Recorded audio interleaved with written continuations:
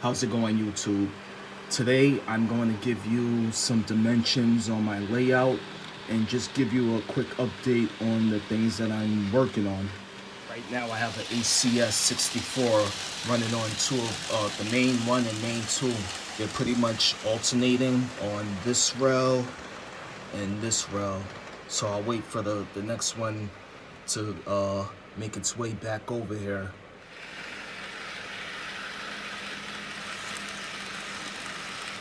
I'm also getting tons of knowledge on the oil train, making its way state to state. So basically, from that wall to this wall is about 11.5 feet. And from this wall to this wall is 7.5 feet. Now I have this other section over there, and that measures about 5 feet by, let's say, 4 feet. From that window to the edge of this table is 2 feet, I'm pretty sure of that. And pretty much the same for this side. Initially when designing, I did not have like a lot of structures in mind, or just having roads and streets. I thought that would just be something that I would add secondary to space. And with what I have, I think it makes sense for this layout. From this wall to right here is 18 feet, and it is the same for the other side. As for the second and third deck, I basically just went with the flow. I noticed that I had a lot of track on the bottom and I needed industries, so that's what the focus was on for the second and third. My inspiration, just from my layout in general, is basically just having a lot of track to do a lot of work in switching and such. Even as a child, when I had my wooden layouts, that was like my main thing, just trying to get as much track as I could and come up with different combinations all the time.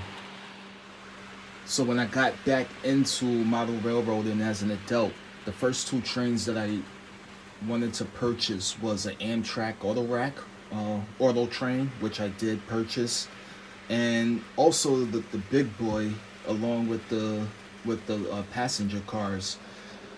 That's not something that I've purchased yet. I don't have any steam, but it's something that I'm thinking about, with Kato coming out with something early next year.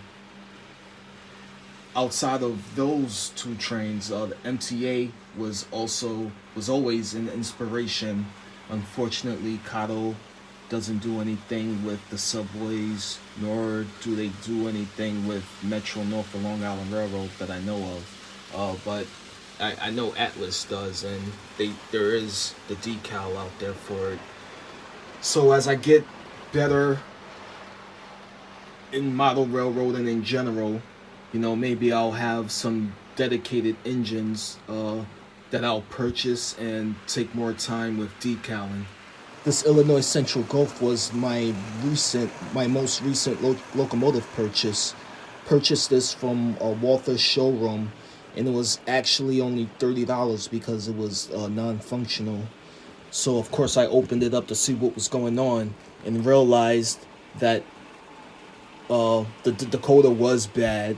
It was an ESU decoder, sound decoder, and the motor was pretty much something was misaligned where the motor wasn't able to provide any torque at all. So just opening it up once and realizing that the motor did work, I was able to get a DC motor for fairly cheap. Don't know much about Illinois Central Gulf. I know that it no longer exists, but the colors just popped, so had to get it. Started doing brick and mortar to buildings, and this was the first one. I think the bricks really did come out well. Pretty much just a few coats of acrylic white paint mixed with water. Unfortunately, this one did melt, so I did get some some new structures to replace this one soon. And here's another example, one that I was practicing with.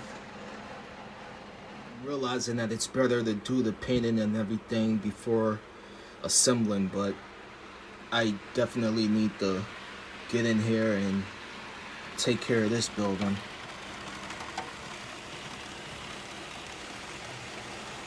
Purchased the park terrace and built that up. Don't really like the glue stains. I'm still working on how to get around that. But in general, I like where it's placed. It kind of reminds me of the New York City project buildings as far as the bricks.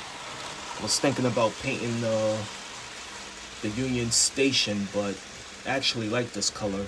I added another LED strip up on top, so you can kind of see the inside now. And I think this area is coming along. Probably need to definitely need to add some more backdrops, but I have a printer, so that's something that will be added to the list. I think this area back here in general, there's tons of opportunities to just practice on my scenery and like doing like mountain range to kind of, well, not mountains, but like rocky type of situations. Not going to do anything about that soon with other things that I have going on, but that is something in the back of my mind. Oh, I did purchase a substation. So this is the area next, at least right here, where I'll start adding grass and the gravel for the substation. I already have some gates packaged up, so I'll need to put that down as well. On its way back up.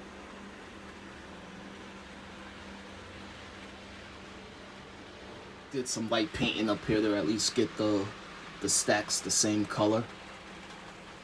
Think I'll black wash all the tanks, make it a little bit grimy.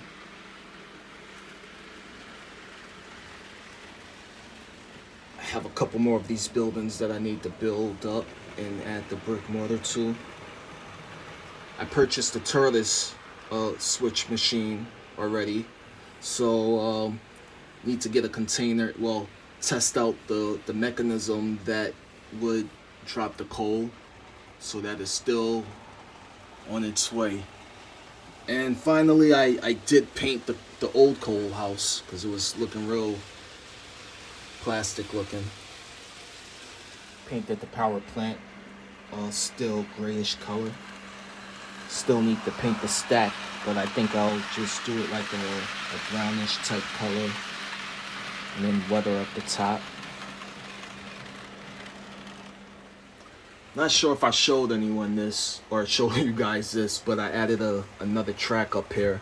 So I plan to use this track as a departure track. Once I have, my train ready, I'll just push it on this track.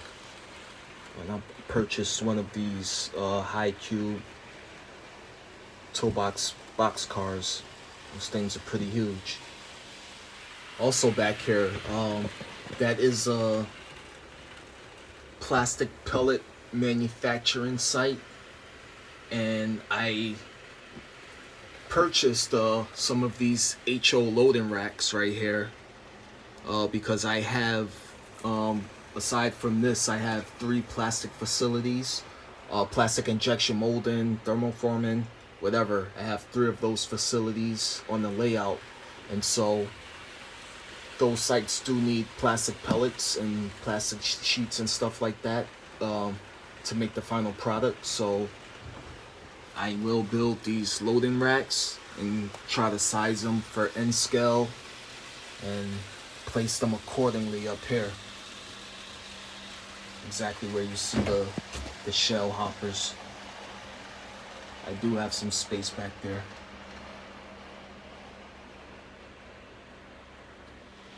Also purchased another oil loading stand so I can just take advantage of the space that I already have there. So pretty much have 4 spots where I would be loading crude oil.